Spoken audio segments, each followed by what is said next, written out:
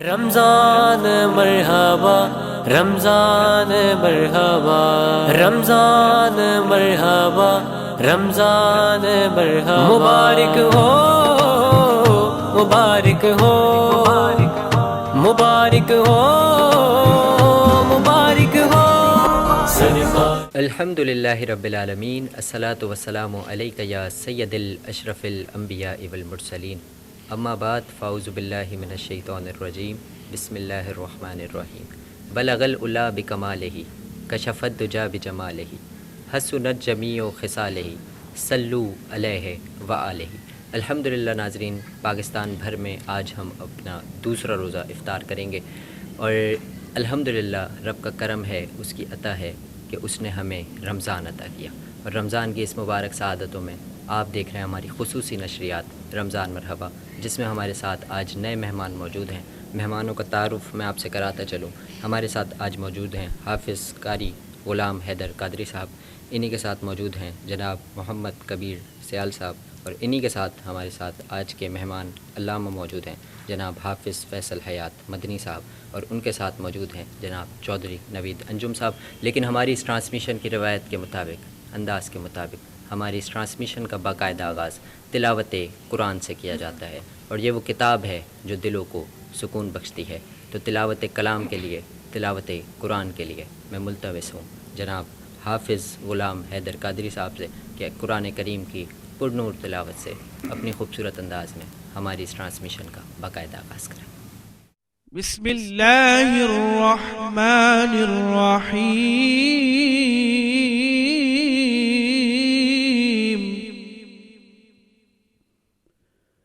اذا زلزلت الارض زلزالها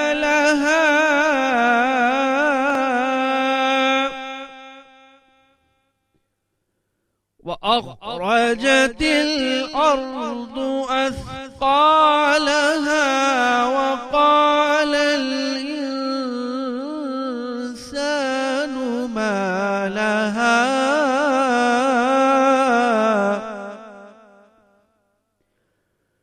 يومئذ تحدث أخبارها بأن ربك أوحى لها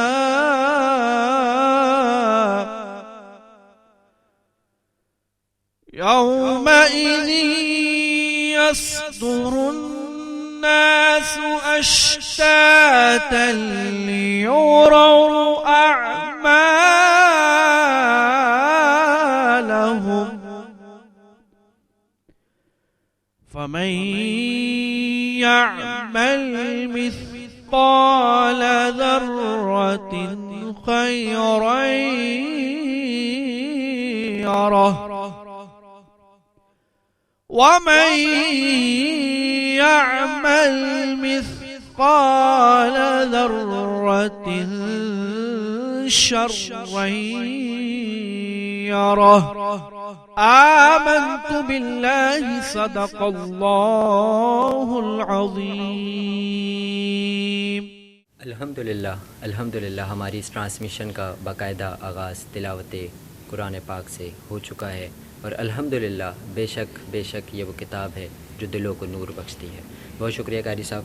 اور اس ٹرانسمیشن میں یہ بات کرنا ضروری سمجھتا ہوں کہ یہ جو ساری عزتیں ہیں یہ حضور کا صدقہ ہیں، یہ ساری عظمتیں ہیں یہ حضور کا صدقہ ہیں، یہ ساری رفعتیں ہیں یہ حضور کا صدقہ ہے، یہ سارا کرم ہے یہ حضور کا صدقہ ہے، جو ہمارا بھرم ہے یہ حضور کا صدقہ ہے، بلبل کا ترنم ہے حضور کا صدقہ ہے، کوئل کی کوکو ہے حضور کا صدقہ ہے، گنچے میں چٹک ہے حضور کا صدقہ ہے، پھول میں مہک ہے حضور کا صدقہ ہے۔ ارے مصطفیٰ نہ ہوتے تو کچھ بھی نہ ہوتا، مصطفیٰ نہ ہوتے تو شجر و حجر نہ ہوتے، مصطفیٰ نہ ہوتے تو شمس و قمر نہ ہوتے، مصطفیٰ نہ ہوتے بحر و بر نہ ہوتے، ارے مصطفیٰ نہ ہوتے تو خشک و تر نہ ہوتے، ارے مصطفیٰ نہ ہوتے تو عالم جمروت و لاہوت و ملکوت و آہوت اور ناسوت نہ ہوتا، ارے مصطفیٰ نہ ہوتے تو عالم بالا نہ ہوتا، ارے مصطفیٰ نہ ہوتے تو ہم گناہ گاروں کو کوئی دیکھنے والا نہ ہوتا۔ ارے مصطفیٰ نہ ہوتے، نہ یوسف ہوتے، نہ ان کا قصہ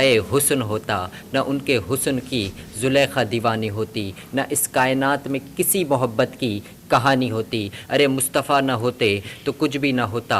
عاشقوں کو بات سمجھ میں نہ آئی تو یہ راز سمجھنے کے لیے، یہ بات سمجھنے کے لیے چلے نا پیر مہر علی شاہ کے آستانے پہ جاتے ہیں اور ان سے سوال کرتے ہیں کہ شاہ جی سمجھ میں نہیں آتا کہ مصطفیٰ نہ ہوتے تو کچھ بھی نہ ہوتا۔ تو ان کے شعر نے ہمیں اس جملے کو سمجھا دیا۔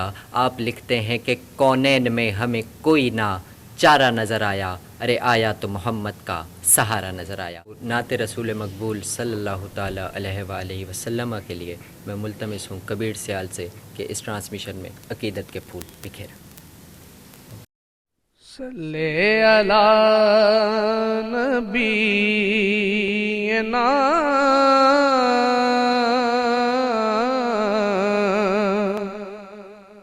صلی علی محمد صلی علی کریمنا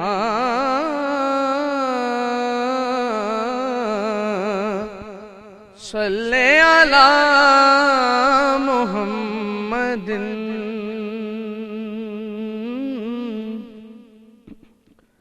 کچھ نہیں مانگتا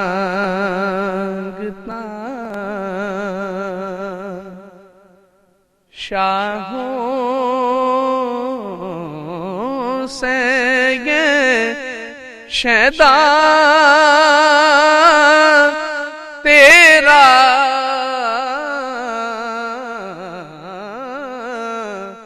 کچھ نہیں مانگتا، کچھ نہیں مانگتا شاہوں سے یہ شیدا تیرا، اس کی دولت ہے فقط نقش کفے پا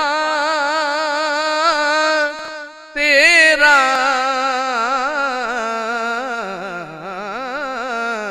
اس کی دولت ہے فقط نقش کفے پا تیرا،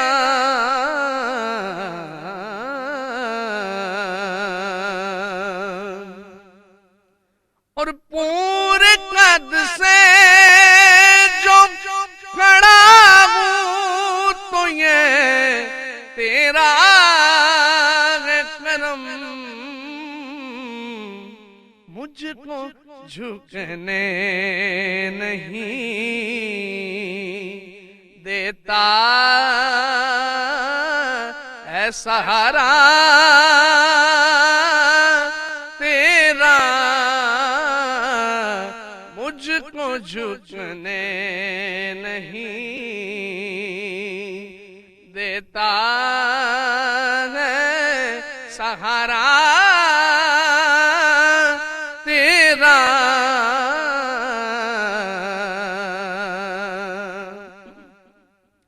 اور تو ایک بار اور بھی طیبہ سے فلسطین میں آ، تو ایک بار اور بھی طیبہ سے فلسطین میں آ کہ راستہ دیکھتی ہے مسجد اقصی تیرا، راستہ دیکھتی ہے مسجد اقصی تیرا، کچھ نہیں مانگتا شاہوں سے یہ شیدا تیرا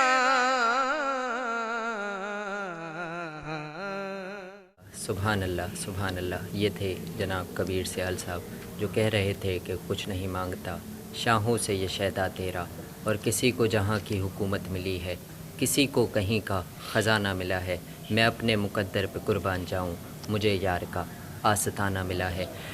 ہمارے اگلے سیگمنٹ کی طرف چلتے ہیں جو کہ ہے دینی رہنمائی.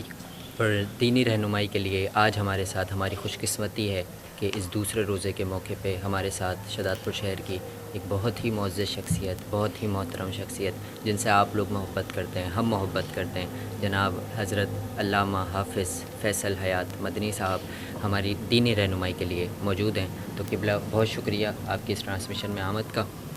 آپ سے کچھ سوالات کرنے کی ہم جسارت کریں گے. پہلا سوال آپ سے یہ ہے کہ آخر روزے کی حقیقت کیا ہے؟ الحمدللہ رب العالمین والصلاة والسلام علی سید المرسلین، اما بعد فاعوذ باللہ من الشیطان الرجیم، بسم اللہ الرحمن الرحیم.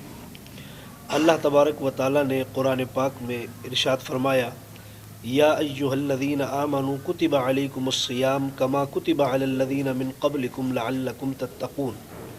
اے ایمان والو، تم پر روزے فرض کیے گئے ہیں جس طرح تم سے پچھلی امتوں پر فرض کیے گئے تھے.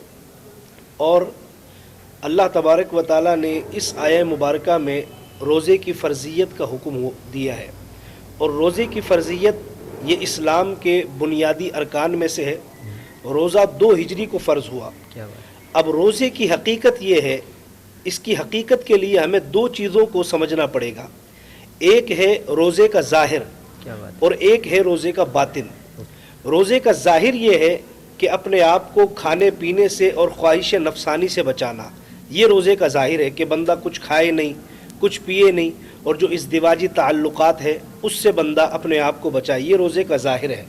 اور روزے کا باطن یہ ہے کہ انسان جس طریقے سے اپنے ظاہر کو اللہ تبارک و تعالیٰ کی اطاعت اور فرما برداری کرتے ہوئے کھانے پینے سے بچا رہا ہے، اسی طریقے سے وہ اپنے دیگر اعضاء پر بھی اپنا روزہ جو ہے اس پر بھی گزارنے کی کوشش کرے. وہ اس طریقے سے کہ وہ روزے کے ذریعے کھانے پینے سے بچ رہا ہے، دیگر چیزوں سے بچ رہا ہے، تو اس کا ایک روزے کا باطن یہ ہے کہ وہ اپنی آنکھ کا بھی روزہ رکھے. آنکھ کا روزہ کیا ہے کہ آنکھ کا روزہ یہ ہے کہ اپنے آنکھ کو ان چیزوں سے بچائے کہ جن چیزوں کے دیکھنے کا رب نے منع کیا ہے.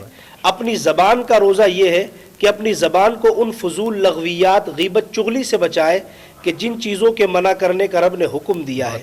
اسی طرح اپنے پورے وجود کو، سر سے لے کر پاؤں تک پورے وجود کو اللہ تبارک و تعالیٰ کی اطاعت اور فرما برداری کے تابع کر دینا، یہ روزے کی حقیقت ہے. ہمارے یہاں ایک طبقہ ہے، وہ سمجھتا ہے کہ روزہ صرف یہ ہے کہ آپ کھانے پینے سے رک جائیں، بقیہ آپ جھوٹ بولیں تو آپ کے روزے پر کوئی اثر نہیں پڑتا، آپ چغلی کریں تو آپ کے روزے پر کوئی اثر نہیں پڑتا.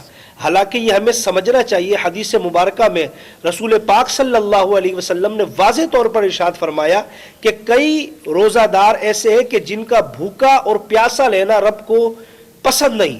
مطلب وہ سمجھ رہے ہیں کہ ہم بھوکے رہ رہے ہیں، پیاسے رہ رہے ہیں، تو رب کو ہمارا بھوکا اور پیاسا رہنا پسند ہے. لیکن کئی روزے دار ایسے ہیں کہ جن کی بھوک اور پیاس سے رب کو کوئی علاقہ نہیں، کوئی تعلق نہیں. تو مطلب یہ ہے، روزے کی حقیقت یہ ہے کہ اپنے آپ کو کھانے پینے سے بھی بچانا ہے اور اپنے پورے وجود کو اللہ تبارک و تعالیٰ کے احکام پر عمل کرنے والا بنانا ہے.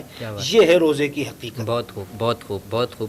اچھا علامہ صاحب، دوسرا سوال آپ سے یہ ہے کہ رمضان ہمیں کیا سکھاتا ہے؟ رمضان ہمیں کیا پیغام دیتا ہے؟ یہ اللہ کا کرم اور اس کا فضل ہے کہ ہم مسلمان ہیں الحمدللہ، اور اللہ تبارک و تعالیٰ نے مسلمانوں پر جو چیزیں فرض کی ہیں، آپ دیگر مذاہب سے اگر اسلام کا کمپیریزن کرتے ہیں تو اسلام ہمیں سب سے نمایاں اور سب سے ممتاز نظر آتا ہے. روزہ رمضان ہمیں کئی چیزوں کا درس دیتا ہے. رمضان ہمیں پہلی چیز یہ سکھاتا ہے کہ ہمارے اندر بردباری آئے، اور رمضان دوسری چیز یہ سکھاتا ہے کہ ہمارے اندر خیر خواہی کا جذبہ ہے. رمضان تیسری چیز ہمیں یہ سکھاتا ہے کہ اللہ تبارک و تعالیٰ کی فرما برداری ہو، کیونکہ ایک بندہ پورے دن وہ اللہ تبارک و تعالیٰ کے حکم کی وجہ سے وہ کھانے پینے سے باز رہتا ہے، حالانکہ اگر وہ چاہتا تو وہ کھا سکتا تھا، بے شک اگر وہ چاہتا تو وہ پی سکتا تھا. دنیا والے نہ دیکھ رہے ہو، لیکن اپنی زبان کو اگر وہ کسی چیز کے پینے سے بچا رہا ہے، اپنے منہ کو کسی چیز کے کھانے سے بچا رہا ہے، اپنے پیٹ کو بھرنے سے بچا رہا ہے، تو یہ صرف کس وجہ سے ہے کہ اللہ تبارک و تعالیٰ دیکھ رہا ہے کہ اگر میں کھاؤں گا پیوں گا میرا رب مجھے دیکھ رہا ہے، چاہے دنیا کے لوگوں سے میں چھپ جاؤں. تو رمضان پہلی چیز ہمیں یہ سکھاتا ہے کہ ہم اللہ تبارک و تعالیٰ کے فرما بردار بن جائیں. اور جو دوسری چیز رمضان ہمیں سکھاتا ہے وہ چیز یہ ہے کہ مسلمانوں کی خیر خواہی کا جذبہ ہو، مسلمانوں کی مدد کا جذبہ ہو. رمضان ہمیں مسلمانوں کی خیر خواہی، مسلمانوں کے ساتھ حسن سلوک، مسلمانوں کے ساتھ قلبی تعلق رکھنا اور مسلمانوں کے ساتھ مدد کرنا، رمضان المبارک کا مقدس مہینہ ہمیں یہ چیز بھی سکھاتا ہے. اور میں اپنے سامعین کو یہ بات بھی بتانا چاہوں گا، آپ اپنے دسترخوان چاہے کتنے کشادہ رکھیں، لیکن آپ کا پڑوسی اگر برابر میں ہے تو اس پر بھی نظر رکھیے. آپ کا کوئی ایسا ہے جو آپ کی دکان پر نوکری کرتا ہے، آپ کسی جگہ پر ہے، آپ کے نیچے کوئی ماتحت آپ کا بندہ ہے، اس پر بھی نظر رکھیے. خصوصاً بالخصوص اس رمضان المبارک میں جس طریقے سے یہ دور چل رہا ہے مہنگائی کا، تو خاص طور پر اپنے دسترخوان کو بھی کشادہ کریں، لیکن اپنے ان غریب مسلمانوں کو بھی یاد کریں کہ جو یہ نعمتیں لے نہیں سکتے، دور ہے. تو رمضان المبارک ہمیں خیر خواہی کا سبق اور درس دیتا ہے. کیا بات ہے، کیا بات ہے، بہت خوب. قبلہ رمضان ہمیں شاید روزہ میں تقویٰ بھی سکھاتا ہے. تقویٰ آخر کیا ہوتا ہے؟ اللہ تبارک و تعالیٰ نے قرآن مجید میں روزے کی جو فرضیت کا حکم دیا ہے تو فرمایا کما کتب علی الذین من قبلکم لعلکم تتقون، کہ تم پر روزے فرض کیے گئے تاکہ تم پرہیزگار بنو. تقویٰ علماء کرام نے 3 چیزوں کو کہا ہے. تقوی کا پہلا درجہ یہ ہے کہ انسان کفر سے بچے، اور تقوی کا دوسرا درجہ یہ ہے کہ انسان حرام کاموں سے بچے، اور تقوی کا تیسرا درجہ یہ ہے کہ انسان اپنے دل میں صرف رب کی یاد کو بسائے، اس کے دل میں اللہ کے علاوہ کوئی اور نہ بسے. تو تقوی جو روزہ ہمیں سکھاتا ہے اس کی وضاحت کچھ اس طریقے سے ہوگی کہ جب ہم روزہ رکھیں گے، اور میں نے چونکہ پہلے بیان کیا کہ روزہ صرف ظاہری چیز، ظاہری بھوک پیاس کا نام نہیں ہے، اپنے باطن کو بھی اللہ تبارک و تعالیٰ کے فرما بردار کرنا. تو جب ہم ظاہر اور باطن دونوں کو رب تعالیٰ کا فرما بردار بنا دیں گے، ہمارا ظاہر و باطن، تو ہمیں تقوی نصیب ہوگا. اور تقوی کیسا نصیب ہوگا؟ تقوی کی ایک علامت یہ ہے کہ آپ سجدے میں جائیں گے آپ کو رونا آئے گا، آپ قرآن پڑھیں گے آپ کی آنکھوں سے آنسو آئیں گے. ہم میں سے ایک طبقہ ہے کہ جو نمازیں پڑھتا ہے لیکن اس کے باوجود جو ہے وہ دیگر کئی گناہوں کے اندر ملوث ہوتا ہے.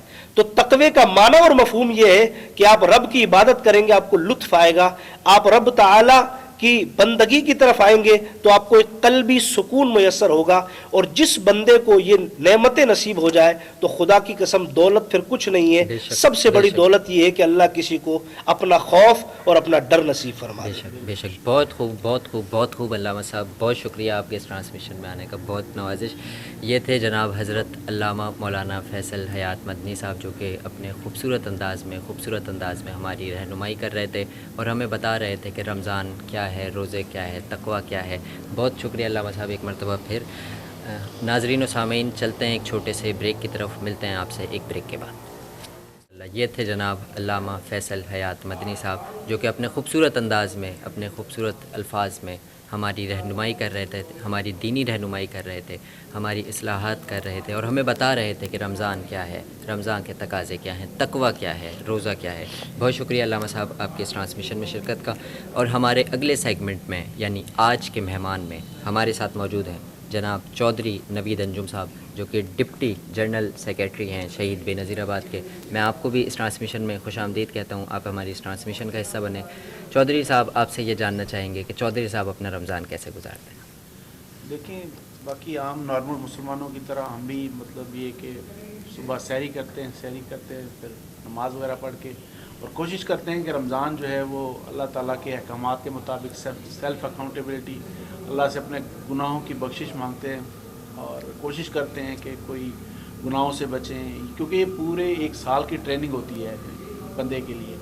باقی رمضان جو ہے وہ جیسے علامہ صاحب بھی فرما رہے تھے کہ تقویٰ کا مطلب یہ ہے کہ بالکل ایک اس کو یہ ہے کہ 11 مہینے ہم نے کیسے گزارنا ہے، اس کے اندر پورا ایک لائف کا وہ پیٹرن سیٹ کر دیا کہ رمضان آپ اچھے طریقے سے گزاریں، پھر باقی جو ہے 12 مہینے آپ نے 11 مہینے جو گزارنے ہیں وہ اس کے مطابق گزارتے رہیں۔ باقی اس میں آپ کو پتہ ہے کہ رمضان میں پھر لیلۃ القدر آ جاتی ہے، آخری راتیں ہوتی ہیں، طاق راتیں ہوتی ہیں، تو کوشش یہ کرتے ہیں کہ اللہ تعالیٰ کی خوشنودی حاصل کی جائے، اور نماز وغیرہ کی پابندی ہوتی ہے، گناہوں سے بچتے ہیں، باقی روزمرہ کے جو ہم بہت خوب۔ اچھا چودھری صاحب، اپنے دیکھنے والے، سننے والے، چاہنے والوں کو رمضان کے حوالے سے کیا پیغام دیں گے؟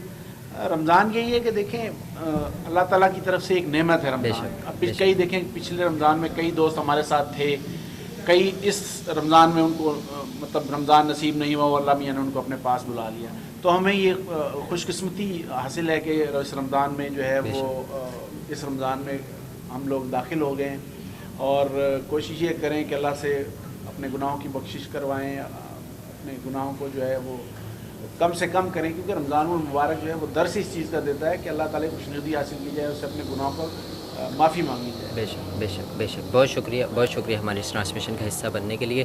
ناظرین چلتے ہیں ایک چھوٹے سے بریک کی طرف۔ آج ہم اپنا دوسرا روزہ افطار کریں گے، دیکھتے رہیے رمضان مرحبا۔ رمضان مرحبا، رمضان مرحبا، رمضان مرحبا، رمضان مرحبا، مبارک ہو، مبارک ہو۔ ویلکم بیک ناظرین، آپ دیکھ رہے ہیں ہماری خصوصی نشریات رمضان مرحبا، اور ہمارے ساتھ الحمدللہ علماء کرام، ثنا خوان ہمارے مہمان موجود ہیں، اور اللہ تعالیٰ کا ہم پہ یہ احسان ہے، اس کا فضل ہے کہ اس نے ہمیں رمضان عطا کیا۔ علامہ صاحب، آخر میں آپ سے جاتے جاتے ایک سوال دل چاہ رہا ہے کرتے چلیں کہ رمضان المبارک کے حوالے سے میں آپ سے یہ جاننا چاہوں گا کہ رمضان کے کچھ تقاضے بھی ہیں۔ بسم اللہ الرحمن الرحیم۔ ہر چیز کے کچھ نہ کچھ تقاضے ہوتے ہیں، انسان کا جن چیزوں سے بھی تعلق ہوتا ہے ہر چیز کے کچھ نہ کچھ تقاضے ہوتے ہیں۔ ابھی آپ مسجد میں جائیں، نماز آپ پڑھیں گے تو نماز پڑھنے کے کچھ تقاضے یہ ہے کہ نماز قبلہ رو ہو کر پڑھی جائے۔ بے شک۔ اگر قبلے کی طرف چہرہ نہ ہو تو نماز پڑھنے کا تقاضا پورا نہ ہوا۔ نماز پڑھنے کا تقاضا یہ ہے کہ آپ کے کپڑے پاک ہو، جس جگہ پہ آپ نماز پڑھ رہے ہیں وہ جگہ پاک ہو۔ بے شک۔ تو جس طریقے سے ہر چیز کے کچھ نہ کچھ ضروریات اور کچھ نہ کچھ تقاضے ہوتے ہیں، بالکل اس طرح رمضان کے بھی کچھ نہ کچھ تقاضے ہیں۔ رمضان کا سب سے بڑا تقاضا یہ ہے کہ ماہ رمضان کا احترام کیا جائے، بالکل بے شک۔ اور ماہ رمضان کا احترام اتنی اہم چیز ہے کہ اللہ تبارک و تعالیٰ جس سے خوش ہوتا ہے اس کو ماہ رمضان کا ادب، احترام اور ماہ رمضان کی محبت عطا فرماتا ہے۔ کیونکہ ماہ رمضان جو ہے، ہم میں سے ایک طبقہ یہ سمجھتا ہے کہ ماہ رمضان یہ فقط کوئی سیزن کا مہینہ ہے، کمانے کا مہینہ ہے، حالانکہ ماہ رمضان نیکیوں کا مہینہ ہے۔ ماشاء اس کے اندر نیکیاں زیادہ سے زیادہ کریں۔ ایک تقاضا تو یہ ہے کہ جتنی ہو سکے نیکیاں کریں، کیونکہ رمضان مبارک یہ وہ مہینہ ہے کہ جس میں آپ نفل پڑھیں گے تو فرض کے برابر ثواب، اور فرض پڑھیں گے تو 70 فرضوں کے برابر ثواب۔ اب یہ نعمت آپ کو ماہ رمضان کے علاوہ 11 مہینوں میں کسی اور میں نصیب نہیں ہے۔ یہ نعمت اگر آپ کو نصیب ہے تو ماہ رمضان کے اندر نصیب ہے، تو زیادہ سے زیادہ نیکیاں کی جائے۔ دوسرا یہ ہے کہ ماہ رمضان کا احترام کیا جائے۔ ماہ رمضان کا احترام کیا ہے؟ کئی ہمارے بھائی ہیں، ناسمجھی کہوں گا میں ان کو، کہ رمضان کا ایک تو روزہ نہیں رکھتے لیکن سب کے سامنے کھاتے پیتے۔